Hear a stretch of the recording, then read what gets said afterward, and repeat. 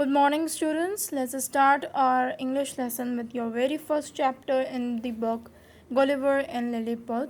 Today we are going to read this chapter and learn few vocabulary words that going to help you in this whole chapter. So as you can see here, we have some keywords, some vocabulary words that you are going to see in this chapter. First is travel, which means go from one place to another, typically over a distance of some length. Voyages, a long journey involving travel by sea. Storm, a violent disturbance of the atmosphere with strong winds and usually rain, thunder, lightning, or snow. Crashed, move or cause to move with force, speed and sudden loud noise. Bombarded, to attack, especially with artillery or bomber. Keysed, come or being to an end. Famine, extreme scarcity of food. Sufficient, enough, etiquette. Refuge, shelter or protection from danger or distress. So travel means यहाँ से वहाँ जाना, जिसको हम कहते हैं एक place से दूसरी जगह जाना इज़ कॉल्ड ट्रेवल. वोएजेस मीन्स आप अगर सी के थ्रू अगर अपनी जर्नी तय कर रहे हैं, कोई ट्रैवल कर रहा है, तो हम उसे वोएजेस कहते हैं. स्टॉर्म, जो बहुत ही बुरा तरीके का एटमॉस्फेयर का वो जो आप सर्कल में देखते हैं, that is lightning with thunder और बारिश, उसे हम स्टॉर्म कहते हैं. क्रैश्ड, विच मीन्स यहाँ से वहाँ जो फोर्स और स्पीड और सडन लाउड नॉइज़ के साथ जो क्रैश होता है, अक्सर हम देखते हैं कि गाड़ियों में क्रैश हो जाता है ऑन रोड. बॉम्बार्डेड, यानी कि किसी जगह अटैक करना, बॉम्ब करना, which we usually see in military. Cease यानी कि ख़त्म, the end. Famine means extremely scarcity of food, which means कि खाने की इतनी कमी है, बहुत कमी है, एक्सट्रीम कमी है. सफिशिएंट यानी कि काफ़ी है. रेफ्यूजी विच मीन्स शेल्टर, यानी कि हमारा जो घर है उसकी छत को हम शेल्टर कहेंगे, which protect us from danger. Moving on to the chapter, लेकिन इससे पहले मैं आपको बता दूँ, you do not need to write anything on your copy. Mostly students ask me कि मैं इस कॉपी में क्या करना है.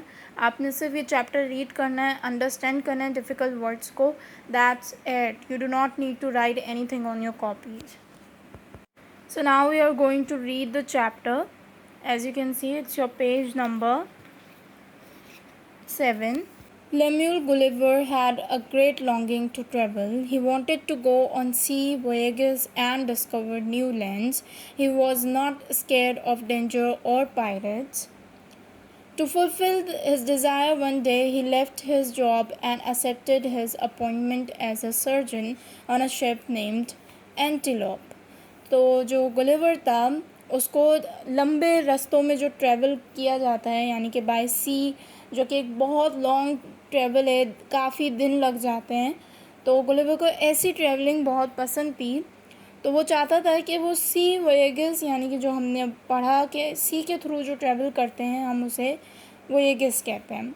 तो वो डिस्कवर करता था न्यू लैंड्स, यानी कि जो पानी के दरमियान बीच में जो छोटे छोटे लैंड्स होते हैं, तो वो उन्हें डिस्कवर करता था. He was not square of danger of pirates. उसको जो समंदर के हम कहते हैं ना, पायरेट्स जो होते हैं, उनसे ना उन्हें डर लगता था गुलिवर को. To fulfil his desire one day he left his job. उसने अपनी जॉब छोड़ दी जो वह जॉब कर रहा था, और एक्सेप्ट कर लिया as appointment as a surgeon on a ship name Antelope. तो जो शिप का नाम था एंटीलोप, उसमें एज अ सर्जन उसने अपने आप को अपॉइंट कर लिया.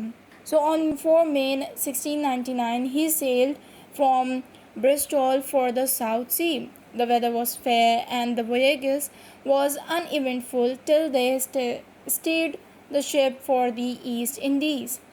Suddenly there was a great storm and the ship hit some rocks and crashed into reef. So what happened कि on 4 May 1699 उसने जो शिप थी उसमें ऐसा वेदर जो था काफ़ी ख़राब हो गया, और जो उनका रास्ता था वो काफ़ी अनइवेंटफुल बन गया, यानी कि जो उन्होंने सोचा था वैसा नहीं हुआ, बल्कि वेदर की वजह से जो शिप था वो पूरा पलट गया. There was a great storm हमने पढ़ा, जिधर थंडर, लाइटनिंग और सब कुछ होता है, उसे हम स्टॉर्म कहते हैं. और जो रॉक जो है उससे शिप टकरा गया और वो क्रैश हो गया into a reef. What happened to the ship's crew? और जो शिप्स में लोग थे, हम उसे क्रू कहते हैं, तो उन्हें क्या हुआ था? नो वन नोज, किसी को नहीं मालूम। Gulliver never saw them again, they probably drowned. Gulliver swam till he reach dry land. तो क्या हुआ, जो गुलिवर था उसने उनको फिर कभी देखा ही नहीं, और वो जो उसको लगा कि सब डूब के मर गए होंगे, और जो गुलिवर था उसे स्विमिंग आती थी, तो उसने स्विम किया और एक ड्राई लैंड को रीच किया, वहाँ तक पहुँचा।